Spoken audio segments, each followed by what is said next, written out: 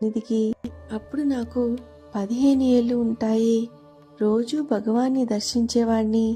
అంతవరకు అప్పుడు ఓసారి అనిపించింది, ఏం ప్రయోజనం ఈయన దగ్గరికి రోజు పోవడం వల్ల, మానేస్తాను అని మానేశాను.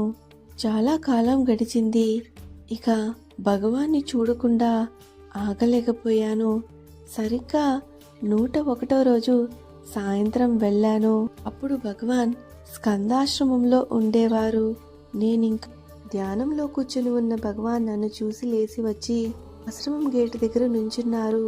నేను నమస్కారం పెట్టబోతూ ఉంటే నా మనసు ఆగక పెద్ద ఏడుపు వచ్చేసింది. ఆయన పాదాల్ని గట్టిగా పట్టుకుని ఏడ్చాను. అప్పుడు నన్ను భగవాన్ లేపి అడిగారు, నువ్వు వచ్చి సరిగ్గా 100 రోజులైంది, ఏమైనావు అని. ఏమిటి లాభం ఆయన వద్దకు వెళ్ళి అనే ఆలోచన వల్ల ఆగిపోయానన్నాడు. పోనీ లాభం లేకపోతే